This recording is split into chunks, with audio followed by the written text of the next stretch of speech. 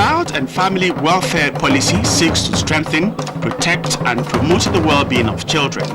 It lays out the foundation for an effective child protection system, increased responsiveness to the needs of children, and better protection from harm and exploitation.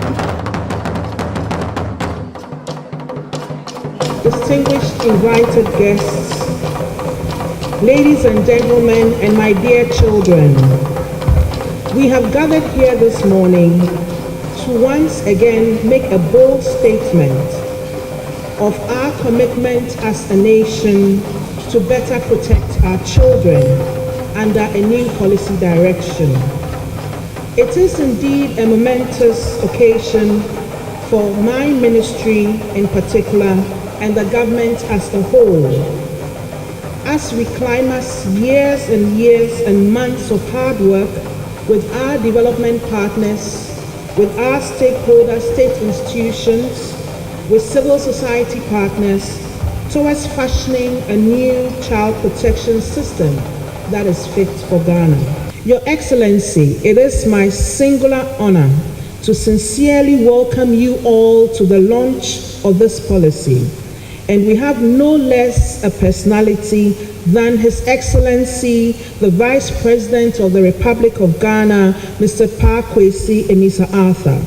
Your Excellency, we thank you for being present to perform this important task. This is a sign of your devotion to the welfare of children. We know you love children. We are really happy you are here with us this morning, Your Excellency.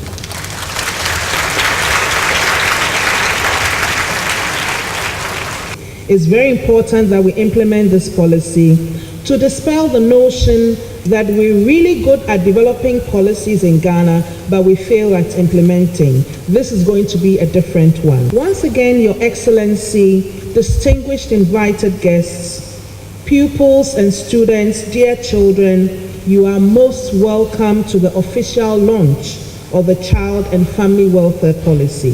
Thank you very much for your attention.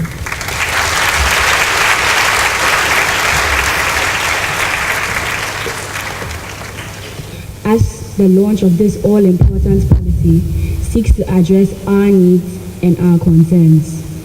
It is therefore a privilege, being a child, to call upon Ms. Josephine Dante from the Ekropon School for the Blind to give her solidarity message on behalf of all children in Ghana.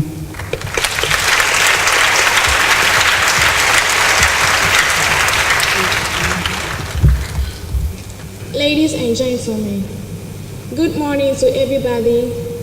My name is Josephine Dante, a student of Ekropon School for the Blind. To recall the principles proclaimed in a UN Charter which recognizes the inherent dignity, wealth, and the equal right of all members of human family as a foundation of justice and peace in the world, we, the children of Ghana, believe that the launch of this important policy shall lay to rest all forms of discriminations, abuse, harassment, torture, neglect, and other negative social-cultural practices against children in Ghana. Long live the children of Ghana. Long live Ghana. Thank you very much.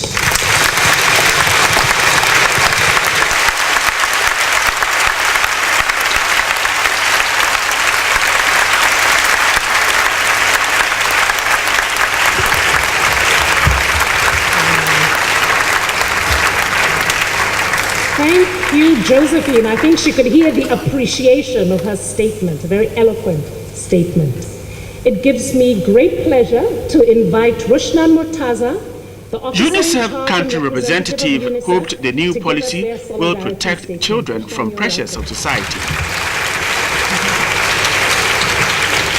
I, on behalf of UNICEF and Susan Gongi, our representative, have the absolute honor and pleasure to be on this platform to celebrate child rights through the launch of the Child and Family Welfare Policy today.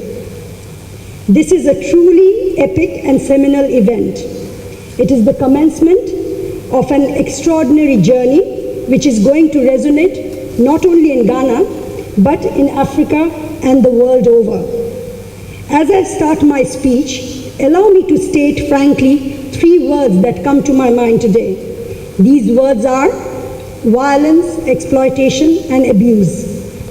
In this regard, we as UNICEF would like to congratulate the government of Ghana, the leadership of Ghana, and the Ghanaians everywhere for being champions for children.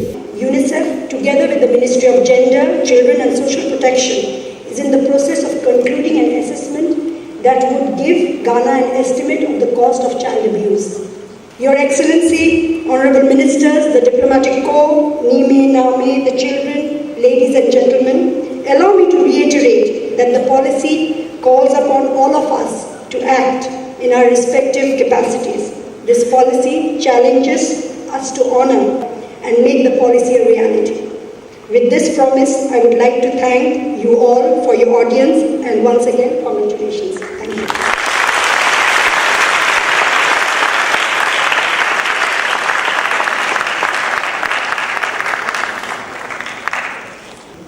We would like to acknowledge and appreciate the contributions of the civil society, and on this note, kindly invite Berema Kwesi Amankwa, Acting National Coordinator of the Coalition on the Rights of Children, to come and give us his solidarity message on behalf of all civil society. Having developed and launched this policy, there's more work to be done by all stakeholders, parents, district assemblies, institutions, among others, to ensure that this policy will not be among the many policies and programs collecting dust after spending resources to develop it.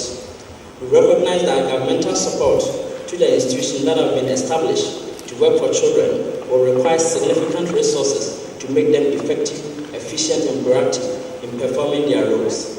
NGOs can only play complementary roles, but it seems we have taken over. This is because most of the key government institutions responsible for children's rights and welfare look up to NGOs and development partners to implement their program of action, which should not be so. Once again, I'm indeed honored and privileged to deliver this statement on behalf of Ghana NGO Coalition on the Rights of the Child, Civil Society Organization, and National Advisory Committee. God bless our homeland, Ghana. Thank you.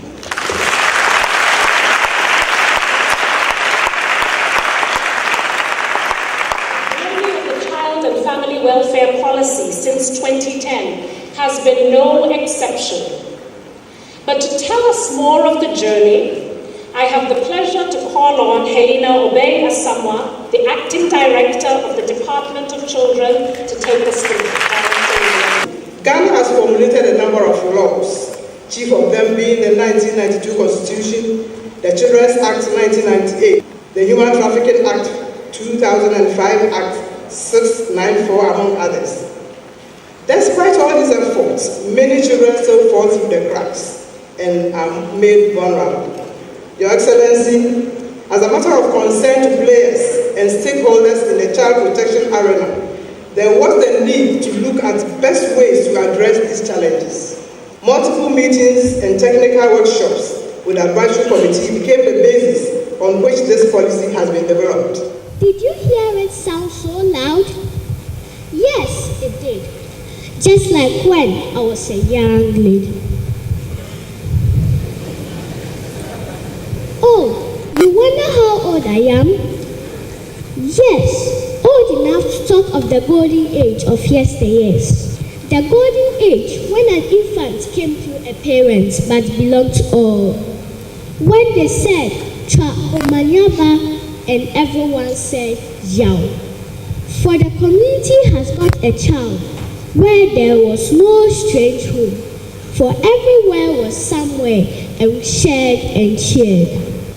The interests that push the funeral cloth away and put the young's welfare first. The interests that help us spell priority, so that we put children first. The interests that push abusers far away and reform their thinking.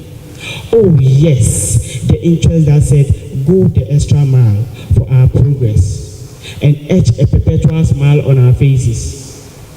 Yes, this is the time for best interest. And who is invited to that party? Oh my, the list is long. From Accra to Zabzugo, from our Father who art in Flagstaff.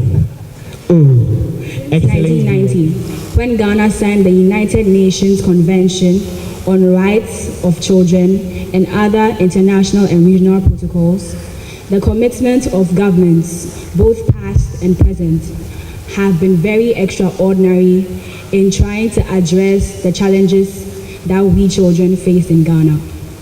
The development of this policy is a cardinal national achievement for the country in terms of child protection and welfare. This policy has received the unflinching support of His Excellency the President and the Vice President.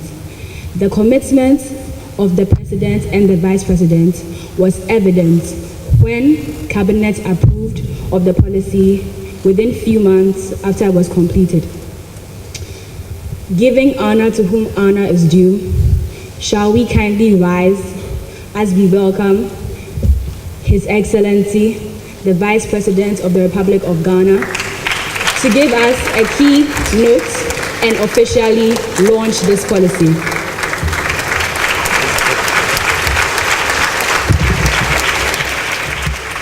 Vice President Pakwesi Misatha tasked media practitioners to prioritize reporting on issues affecting children. We are calling on our media, and the media we are calling on are not the people who are here, but their editors back in their offices, to at least give us 10% less sensational political programs, stories, and 10% more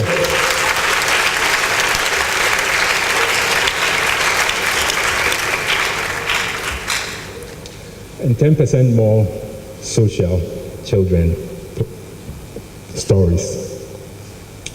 Because we make progress with a steady accumulation that comes from the work that is being done in the country, not from the sensational stories that we read.